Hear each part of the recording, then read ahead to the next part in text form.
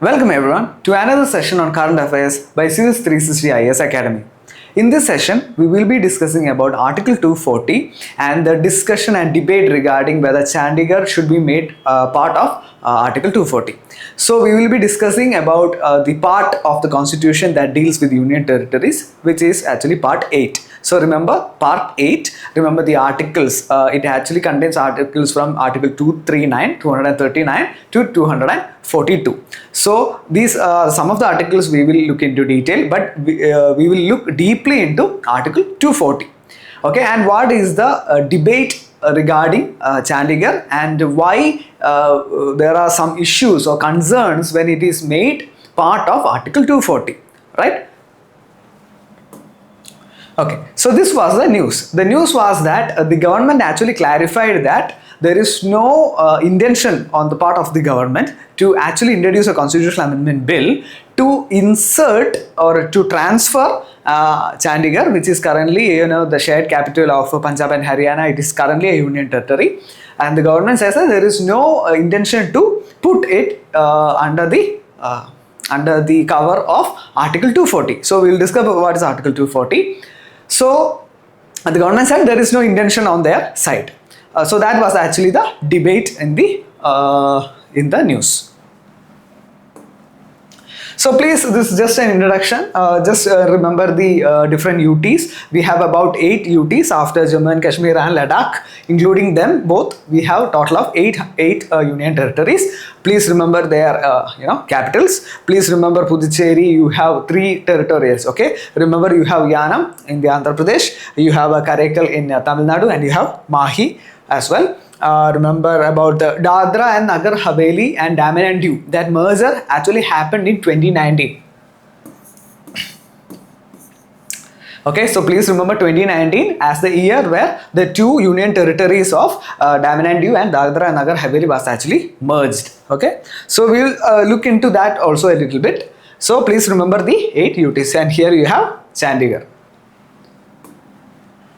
Okay, now remember I told you that Part 8 of the Constitution deals with union territories. It consists of articles 239 to 242. Okay, 239 to 242. So let's start with Article 239. So 239 is the general article that tells how union territories are actually administered. So union territories are actually administered by the president through an administrator. Okay, that is normally the case unless there is a parliamentary law regarding the same. So if there is a parliamentary law regarding the same, that law will take precedence over the administration through the president. So normally all the union territories of India are actually governed by the administrator who is appointed by the president until a law is passed by the parliament regard to that. Okay, so that is the contents of the Article 239. So whenever you read an article, please remember to go to the Constitution and read it yourself, right? Okay, so it also says that the president can appoint another governor, okay, can appoint a governor as the administrator. So essentially, if you look at Chandigarh, the governor of Punjab is actually the administrator, right? Okay, that is also current affairs, so please keep that also in mind. As of now, the governor of Punjab is the administrator of Chandigarh. So president can actually do that, and for all those decisions that the governor takes for the union territory, he is not bound by the aid and advice of the Council of Ministers of that state, right? So that is also provided in Article 239. So the governor of Punjab does not have to abide by the aid and advice of the Council of Ministers of Punjab for the matters related to Chandigarh. Okay, for those things he is actually following the orders or following the instructions of the president.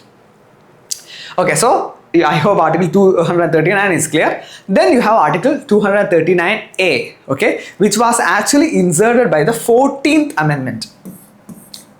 Alright, okay, so remember the 14th Amendment, it was actually inserted for Puducherry, right? So it created a separate legislature for Puducherry, okay? It said that there will be a separate legislature and council of ministers for the Puducherry, and they can actually enact laws, right? And it was actually inserted by the 14th Amendment of 1962. Please remember the year also, 1962, right? Okay, so the next important thing is Article 239 AA. Okay, that was, I think it's quite famous. Not famous, it's actually in current affairs because it was in regard to Delhi. The tussle between Delhi executive and union government was there, right? So this is the matter of that tussle, but we will not look into that part detail. We will be focusing on Article 240 here. So Article 239 AA, it's regarding the National Capital of Territory. It created a separate legislature for Delhi, separate Council of Ministers for Delhi. It provided the extent of legislative powers. It does not extend to police, public order, land, and all those matters. Okay, then you have Article 239 AB, which says, in case of a constitutional machinery in the National Capital of Territory of Delhi, their government and legislature can be dissolved. So just remember the content of that article. Then you have Article 239B, which says that the administrator can actually issue an ordinance for union territories with the legislature, provided the legislature is not in session. It's a copy paste for ordinance powers of the president as well as the the governor. Okay, so that is also here. So please remember the article. Article 239B is regarding the ordinance powers of the administrator. 239AB is for the declaring constitutional emergency in the national capital territory of Delhi. Okay, so please understand each of the article. Please understand Article 239A is inserted by the 14th Amendment of 1962. Okay, so this is the subject that we are going to be discussing in detail in this session, Article 240. So normally, if there is a particular union territory, they are actually governed by the administrator, who is actually appointed by the president, right? That is under Article 239. Now, for those union territories that are actually put under the purview of Article 240, the president has a lot of extra powers. Right. So for normal union territories, that is under Article 239, the parliament is actually the power that actually gives the legislative side, right? The executive power is obviously with the president, right? And it actually flows to the central government. So for a normal union territory, okay, its executive is actually the administrator, which is actually the president, right? And the legislature is actually the Parliament of India, right? But if a union territory is put in Article 240, the president again gets the additional role of legislature as well, right? I hope this, the idea is clear. For normal union territories, the legislative power or legislative the authority that makes legislations for union territories normally under Article 239 is the Parliament of India, right? But for union territories placed within Article 240, the authority that actually makes legislations will be the president, okay? And which effectively means the central government. Okay, so this is the Article 240. So the president can actually make regulations for certain union territories for, remember the keywords, peace, progress and good government. Okay, remember it is good government. Okay, sometimes some state PSCs may ask this verbatim, right? They may simply say peace, progress and good governance, right? It's easily confused. You can get easily confused. So please read and remember the three umbrella conditions under which the president can actually issue regulations for the peace, progress and good government. These are the union territories as of now we have. We have Andaman and Nicobar Islands, we have Lakshadweep, we have Dadra, Nagar, Haveli and Daman and Diu. The merger, this was actually rearranged in 2019. Actually Daman and Diu was a separate entry, but it was made part of the single entry. And if you remember, Dadra, Nagar, Haveli was actually acquired and it was actually added by the 10th Amendment. Remember, 10th Amendment is Dadra and Nagar, Haveli. 10th Amendment of 1961. Okay, Daman and Diu was incorporated into India by the 12th Amendment. of 1962. That is also, remember that. Puducherry, like we said before, was added by the 14th Amendment of 1962. Then you had Mizoram, it's no longer there. Mizoram was actually after 1986, by the 53rd Amendment of 1986, it was actually taken out of Article 240. Right, taken out of Article 240, Mizoram. Similarly for Arunachal Pradesh, after the 55th Amendment of 1986, it too was taken out of here and made a separate state like that.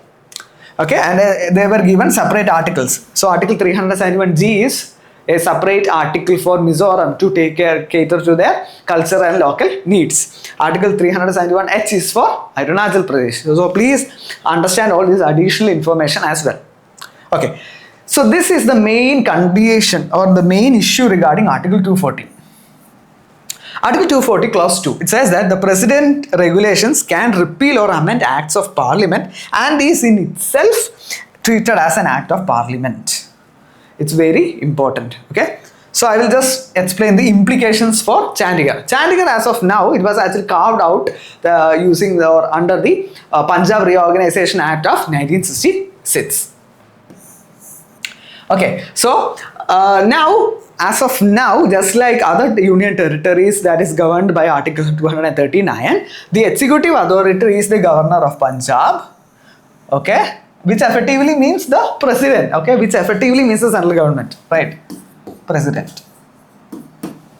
The legislative authority is the Parliament of India. So essentially, Chandigarh is actually governed by various laws which the Parliament actually enacts. So Parliament can actually enact a law that can extend the laws of Punjab to Chandigarh or the laws of Haryana to Chandigarh. It depends upon the Parliament. So there is effectively some popular representation, popular tussle, okay, some democracy is there, right, because this is the Parliament that is actually making the laws for Chandigarh, right.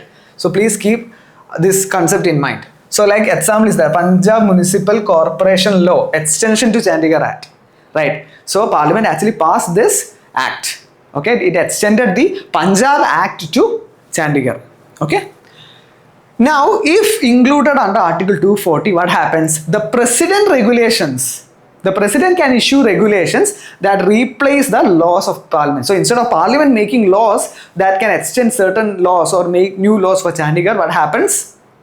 The president can issue regulations which will apply to the UT of Chandigarh. So effectively, if the president can issue regulations, it effectively means the government, central government, right? So it actually removes the element of Parliament, which removes the element of the voice of a certain state. Like for example, Chandigarh is a shared capital, right? So the voice of Punjab MPs or the Haryana MPs is actually, little goes down or it is diminished. Okay, so that is what is the consequence of Chandigarh actually making under the cover of Article 240. So that was the entire, the tussle is about. Okay, so this is just a sample question for you to try out. Article 240 empowers the president to make regulations for certain union territories. Such regulations, so it says that Article 240 regulations can override any provision of the Constitution, are treated as subordinate legislation, have the same force as an act of Parliament within that union territory, are subject to approval of the interstate council. So if you remember it, this is directly given. This is directly given in the article 240 clause 2. It says that the president regulations will be treated as an act of Parliament. It will have the same effect and force, right? So option C is correct. Option C is correct. So that is the issue regarding Article 240. The Article 240 gives the president, gives the central government a lot of leeway regarding a particular union territory. But the current Home Ministry actually said that there is no intention on the part of the government to actually change the status of Chandigarh from Article 239 to Article 240. Okay, so please, I hope you have understood the session. I'll see you with